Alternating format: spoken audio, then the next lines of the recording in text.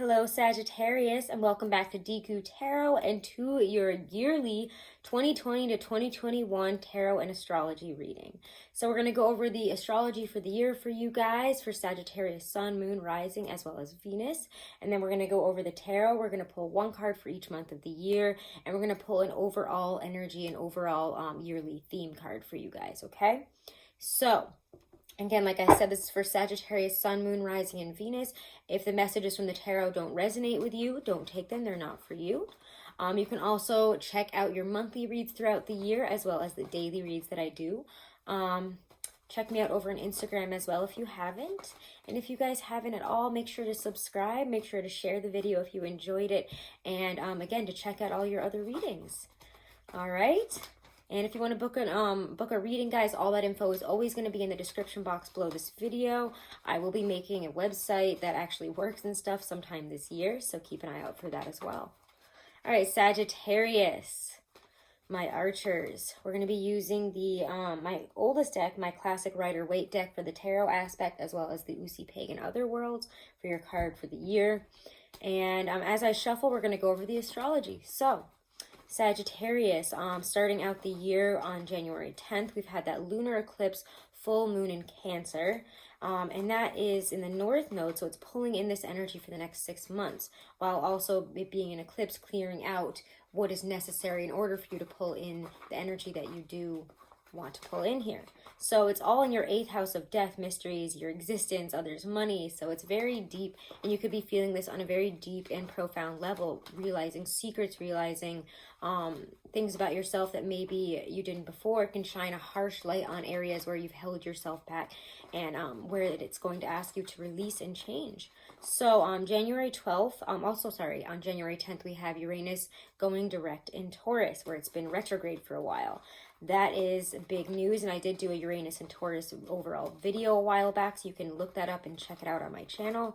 There's a lot of information with that, and it is not a small transit. It is huge, and it is quite effective to the whole world. The last time it hit, we had World War II, so definitely go check out that video if you haven't and you're interested in seeing what that's all about, because that's knocking around in all sorts of ways up until 2026.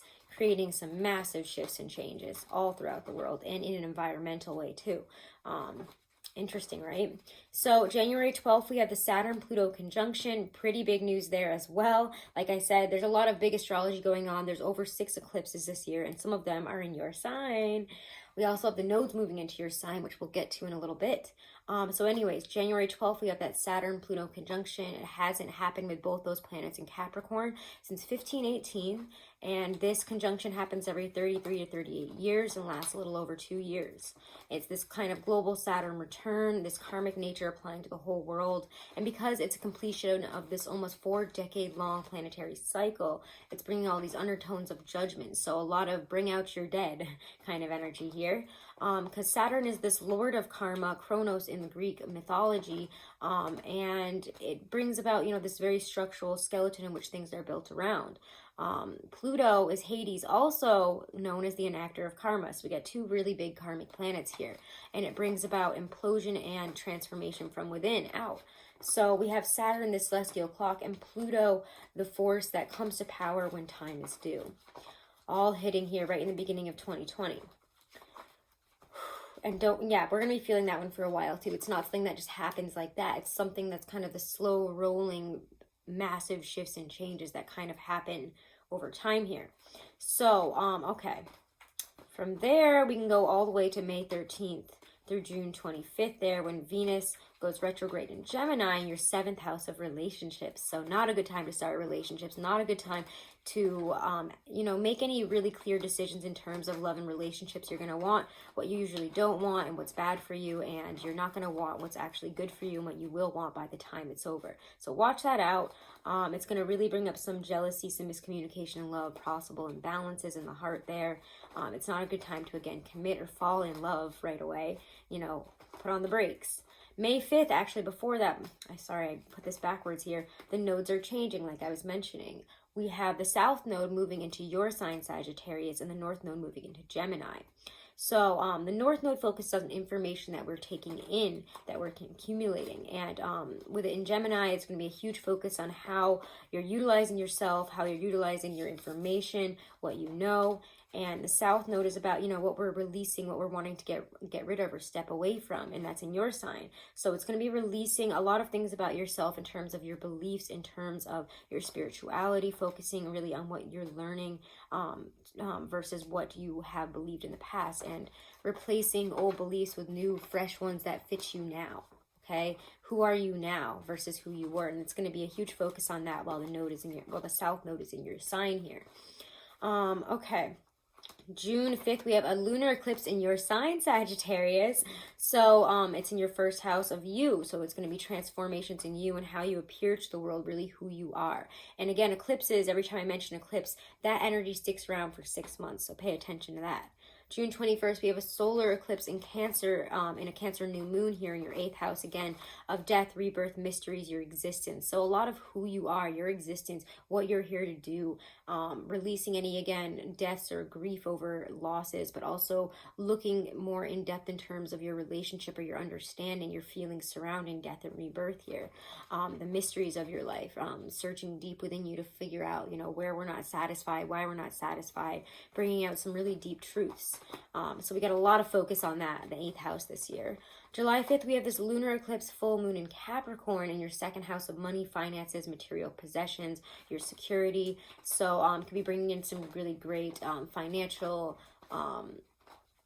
growth, new jobs, etc. Or you could be leaving a situation in search of a new one, making some really big changes in those areas. November 30th, we have this lunar eclipse full moon in Gemini in your 7th house of relationships. So change and transformation in terms of your relationships, seeing important information and communicating with, meeting new people, falling in love. There's can be, endings and beginnings in terms of love when we get these eclipses here in our 7th house. You could be committing in a really big way, beginning something really new, moving in with somebody, or just the opposite. December 14th, we have this total solar eclipse, new moon in Sagittarius, again in your 1st house, about you, how you appear to the world, who you believe yourself to be, who you see yourself as. So again, it's lasting for 6 months, and it's a new beginning for you, with it being also a new moon in your sign. This is a grand new beginning, so December 14th is going to be big for you. Okay, even though that's like very long away now while I'm reading this. Of course, you could be watching this later on in the year, and it could be a lot closer though. December 21st, we have something that people are calling the Great Conjunction, where Jupiter and Saturn, Jupiter, I'm sorry, I feel like I wrote this weird. We're in Jupiter, the planet of luck, and Saturn, the planet of structure here, kind of come together, and the structure of humanity is tested. There's a lot of global growth that can come from that, which again, we're going to tackle when we get to that more towards the end of 2020, because that's a lot. So those are the basics of astrology for 2020 for you guys. Let's now move on to the tarot. Sorry, let me move these papers. I'm having a hard time getting them. All right, here we go. So let's now move on to your card for the year, your overall theme for the year, Sagittarius. Sagittarius, your theme for 2020. Oh, one card at a time, please. None of them are upright. Just one card. Sagittarius' theme for 2020. Okay. 3 of Pentacles. Building firm foundations in mind, body, and spirit. Who are you now? Again, there's a lot of that 8th house focus this year. And also a lot of 1st house focus, which has you diving deep and really exploring who you are as a person in terms of your mind, your body, your soul, and how they kind of all interrelate and make the foundation of who you are. If these things are in alignment, you're going to be focusing on building them to a solid, stable place of alignment, and building yourself up to a place that you believe is you. So there's a lot of, again, self-focus and who you are, what you're here to, do here in the world, and who you want in your life. There's a lot of self-focus, as in who am I and who do I want around me, what's good for me around me, how do I need to change these areas of my life. Because 3 of Pentacles, again, talks to me about your mind, body, soul. And that's not surprising considering what we were talking about with all that 1st and 8th house energy. So let's check out now. I don't know why I'm shuffling that deck. I was like, wait a second. Let's now check out your year ahead, okay? January 2020, and your January 2020 reading is up as I do this. Of course, if you watch this later in the year, always be sure to go check out your monthly reading. It'll go a lot more in depth at what's going on. And they're always fun. If not, sometimes a bit harsh, but you guys are usually able to ride the waves pretty well.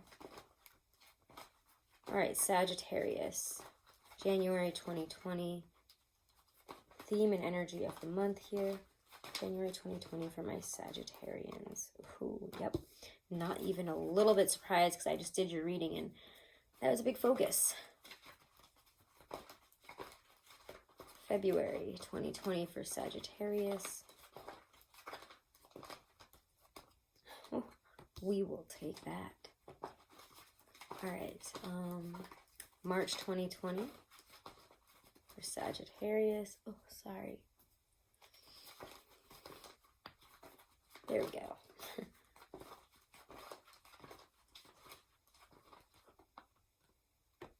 Well, all right, April 2020.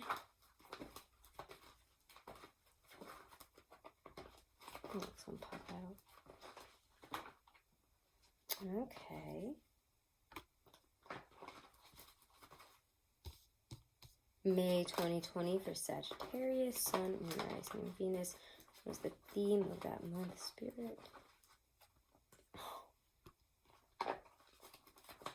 June 2020 for Sagittarius. What's this that wants to come out? July 2020.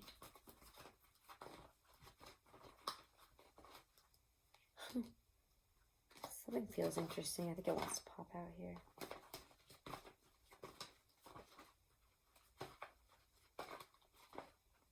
Oh, it's like there's a pricking at my back here. I don't know what's going on, and you wouldn't believe it just popped out. I'll just give you a little. You did. You're itching toward the surface of you this year, and I don't know if I can put that as your title because what a strange title that would be. But that's really who you are. You're scratching the surface. Oh, not even. You were before. Now you're going deep.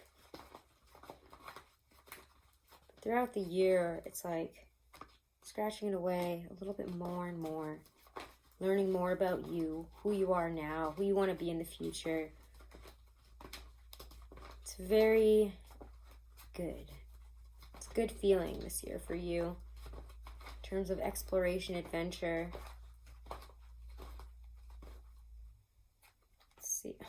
As I say that, September is good. October.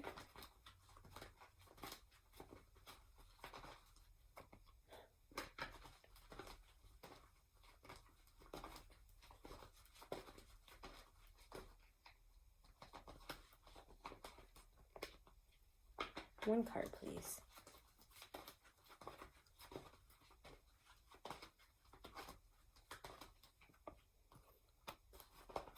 November 2020 for Sagittarius. Okay, here we go. One card, not that many, please.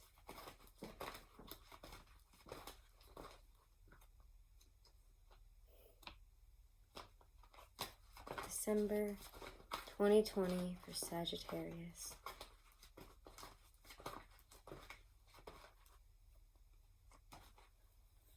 So weird. Something big's gonna come out for the end of the year. What's gonna happen here?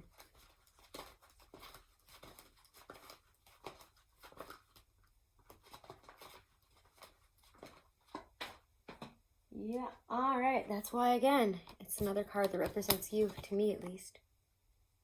The Knight of Wands. All right, so let's talk about these cards here. There is a lot of learning and building going on here. January has you focusing on work, on money, on your finances, your career, I just feel like that's just a really big focus for you in January. I know that came up also in your January 2020 reading, which is why I'm not surprised to see it here like this. You're working towards something. You want to build up enough money. You want more of it. You want more of the career. You want more of the money. You want more of this, you know, the stability, and you're ready for it. You've kind of built yourself up to a point where now it's like, all right, now's the time to ask for a little bit more. Let's go on from here. So I really like January having this like very intense, focus on this. And it is Capricorn, your second house of money, wealth, all that stuff, you know, stability, career. And we're in Capricorn season. So what better a time to really work like this?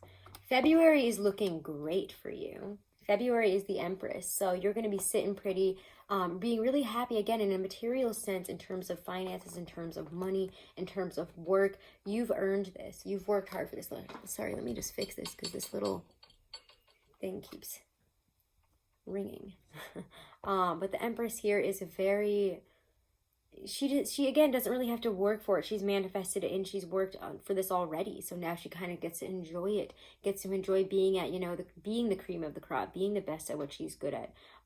Really getting into her creativity, into those kind of Venusian qualities, looking really good, enjoying love in a really wonderful way, all the base qualities of it, you know, the food, the physical, the romance, like especially in terms of love in February, it's looking very good. You're looking very good, and the world is treating you just as good as you're treating it. So there's a great sense of manifestation and really just fertility there in February. March, we get the Tower, which is very different than the Empress.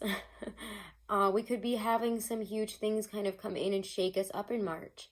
We could be experiencing some huge changes. Often the Tower is an outside force that comes in here to take something to the ground. I mean, the Tower doesn't always have to be negative, but it does let something go completely so that you can have room for what's to come in. I'm sorry, guys. Maybe it's a bug bite. I don't know. This is weird. You guys got me itching. So maybe you're itching for change here. But the Tower takes down what was. It ends a relationship, it ends a situation, something that you were in, possibly a work situation. It feels like a possible work situation or a relationship mostly to me. But there is a huge change. And again, the Tower, with all this 8th house energy this year, could just be from within. You're taking down who you were and you're like, I don't want to be that person anymore. Or I don't want to believe that way. I don't want life to be the way that it was. I don't want to be that Sagittarius. So there could be some radical changes in who you are as a person, from the inside out, who you're realizing you are, your wants, you know, your goals. Everything seems to be changing here, and March is a great time to change. So maybe the Empress is sitting comfortably there because there's about to be a huge change, and we kind of have to prepare for it and trust that whatever we're manifesting in, yeah, it's a big change. But often the Tower is a good thing here. I'll pull a clarifier for you just in case, just because weirdly I'm getting like, I don't know. So weird. Maybe it's just a tag. Who knows? The Empress, the Tower, March. Yeah, 8 of Wands. Things are really freeing up. Whatever's coming in, it could be through communication, but it allows you to move forward, to move on up, to have a lot more options, opportunities, and suddenly it just feels like, bam, you're flying forward here.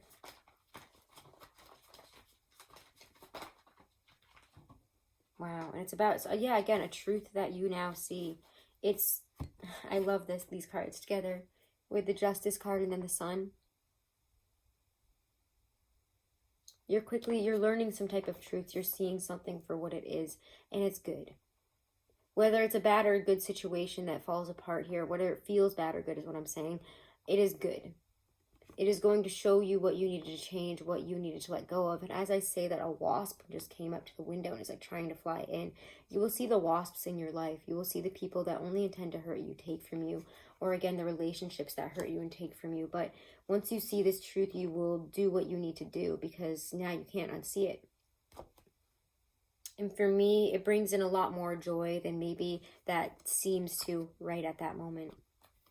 Really nice. Okay, so let me put those away. And we'll move on to April. April's Page of Cups.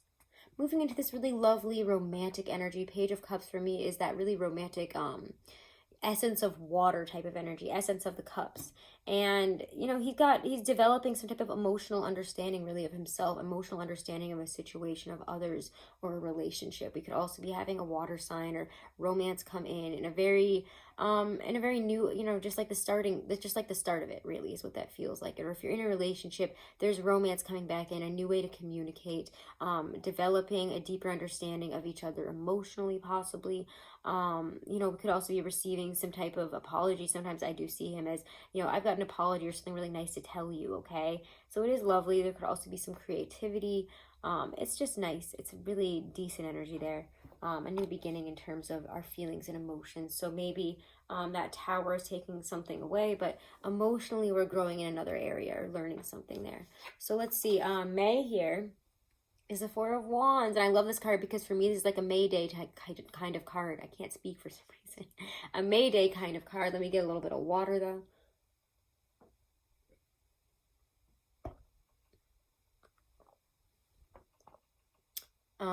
Anyways, so you see these people celebrating, being outside, because, you know, I don't know, I just feel like in May, it's the time when all these flowers are blooming, at least in the northern hemisphere, and it's kind of like spring into summer, and it's just beauty and people celebrating, you know, graduations or parties or weddings. It's a really lovely time for celebration and connection. And Four of Wands, it's again that card of harmony, happiness, things coming into this beautiful sense of balance and celebration. Really, there's something wonderful to celebrate there. There's a bountiful and well-earned harvest, a well-earned party, a well-earned connection. So there's going to be a lot to celebrate, and also things coming into harmony. Sometimes this is a card of new home, moving to that place you really want to get to, your fantasy, you know, the fantasy happy endings kind of card. What is your happy ending? You could be feeling like you're living a happy ending in May, or focusing on some new ones in terms of goals. June here, we get the Seven of Cups. And I'm not surprised to see this here because you are going through a lot of I don't know, you're diving deep into yourself here with all this eighth house energy, and it lasts throughout the whole year. So you're going to be searching through, you know, trying to figure out, you know, what works for you, what doesn't, in terms of beliefs, your likes, your creativity, the people in your life, especially, you know, what cups really hold the gems, which cups really hold the snakes here, the monsters, the things that, you know, you don't offer as much. It's kind of a wonderful exploratory card because, you know, we're searching for attainment. We're searching for the knowledge, for the you know, we're diving deep here and accessing our inner reality and bringing it into the outer. So that's really, really beautiful. And like I said earlier, in July, we have Temperance, your card coming up here. How amazing is that to have your own card showing up in your yearly reading? Two cards actually represent you. So in July, you could be getting to this really amazing point of alignment of connection with your inner and outer world here. You're really bringing things that have not been in alignment, things that have been out of whack or not really good for you. You're going to see them. And again, there's this inner exploration with that, especially that Seven of Cups and all this stuff that we've seen before throughout the year here. There's a lot of inner exploration about what makes you happy, what brings you harmony, peace. Again, it's such a beautiful energy of a mature, it just feels like you're adapting here. Life has changed and you are adapting. You're changing, you're adapting within and within yourself, but also to your outer surroundings, how life has transformed really around you. So it's very, very nice, and it just feels very, hold on. Okay, I think she's embarking. Temperance here is, again, because it's your card, whenever I see this upright though, despite all this coming into alignment and stuff and what it usually means, you're in a really great position. It's like a big yes, a big you're doing well, you're in alignment, you're where you're supposed to be, you're showing up as your highest self, and you have a lot of potential right now. So very, very nice. August there, we get the Fool. New beginnings abound. We could be going on adventures, starting something new. There's a sense of, I'm going to step into this and I'm not really 100% sure where it's going, but I'm really excited to start going for something new, you know, going on a new adventure. You might want to move somewhere. I feel like that could be a huge thing for you this year. Move on to a different career path, explore something new. There's just that real sense of, you know, these positive forces driving you forward and not really needing to know the outcome. Not really needing to get stuck up in the responsibilities and all that stuff. And in that case, when the Fool shows up upright, I feel like it's okay. It's asking you to kind of be a little bit lighter towards life. In September, we get the Eight of Cups, moving on. moving forward, also possibly again moving. So if you're starting to look towards, I want to move somewhere, I want to change something, you could be moving on in September to what you were deciding to move on from, or deciding to start anew in August. There are new paths forward, but something has to be left behind in order to move on towards that 9, that self-fulfillment, and then the 10 of Cups, which is fulfillment in the whole aspect, the family, everything, happiness and emotional enjoyment, clarity, contentment in all areas, happiness with the home, family life. But 8 of Cups is that journey that you have to take on your own to get there. You have to leave something behind. You might be leaving a relationship, a job, again, a home, something big there, but what you're working towards, I feel like you're ready to move on towards. And then in October, we get the Queen of Pentacles, money, abundance. For me, it's also that earth sign energy of, you've put in the work and now you can kind of start seeing the comforts of life kind of come up around you, the money, the food, the wellness, the, I don't know, kind of feels like you're focusing on a lot of those areas. How do you feel? How can you take care of yourself better? How can you eat well? How do you exercise more? But also, does your work satisfy you in these areas? Does it feed you literally and emotionally, honestly? Whatever work you've been putting in, whatever you have left behind seems to be paying off and getting you to where you want to go, especially because the Queen of Pentacles here is kind of like that lower echo of the Empress, able to manifest. Now that she's manifested in this wealth, this abundance, this beautiful scenery of flowers and animals and all this great stuff, she doesn't really have to worry about money anymore. She doesn't have to worry about the wealth aspect. All right, let's move on to November. November, we get Ace of Cups here, which is love coming in. And this is also your birthday month, I believe. This is when your birthday month starts. So this will be your solar return, and you're going to be feeling a lot more emotionally fulfilled, or possibly, falling in love, having somebody offer this cup to you, or you bringing this cup out to somebody else, or even a job, a lifestyle, or just, you're just going to feel very healed, rejuvenated in life here, because the Ace of Cups is all these beautiful things. It can also be creativity. But for me, it's that emotional awakening, the emotional fulfillment coming in, whether it's on your own or with somebody else. It's a beautiful sign that, the universe has got you. It's like a big old gift of love here from the universe. So November is going to be great. And then we end the year with your card again here, the Knight of Wands. In December 2020, you guys get to run out, following your passions, being your true self. You remember who you are, but it also feels to me like you have changed. You're ready to, you follow things with your heart now. You follow things with an inner knowledge, and you're not questioning who you are, where you're going, all that stuff. And if you still are, you're more comfortable with exploring these aspects of yourself.